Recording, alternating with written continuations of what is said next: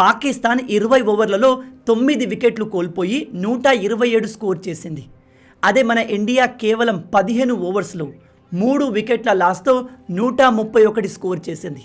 సూర్యకుమార్ యాదవ్ చివరి బాల్లో 6 కొట్టి మ్యాచ్ని ఎండ్ చేశాడు. ఎప్పటిలాగే ఇండియా చాలా స్ట్రాంగ్గా బ్రిలియంట్గా పర్ఫామ్ చేసింది. కానీ వరల్డ్ వైడ్గా హెడ్లైన్స్ని క్రియేట్ చేసింది మాత్రం ఈ మ్యాచ్లో జరిగిన కాంట్రవర్సీ. మ్యాచ్ స్టార్టింగ్లో టాస్ జరిగినప్పుడు Suryakumar Yadav Pakistani cricket team captain Salman అలీతో ఐ కాంటాక్ట్ ఇవ్వలేదు, షేక్ హ్యాండ్ కూడా ఇవ్వలేదు. అలాగే సాధారణంగా ఒక మ్యాచ్ అయిపోయినప్పుడు గెలిచిన తర్వాత ఇరు టీంలు ఒకరినొకరు షేక్ హ్యాండ్ ఇచ్చుకుంటారు. అది క్రికెట్లో ఒక సాంప్రదాయం. కానీ సూర్యకుమార్ యాదవ్ 6 కొట్టి మ్యాచ్ని ఎండ్ చేసిన వెంటనే తనతో బ్యాటింగ్లో ఉన్న శివం దుబేను పిలిచి డైరెక్ట్గా డ్రెస్సింగ్ రూమ్కి వెళ్ళిపోయారు. వీళ్ళు డ్రెస్సింగ్ రూమ్కు వెళ్తున్నప్పుడు మధ్యలో హార్దిక్ పాండ్యా ఇంకా ఇతర మన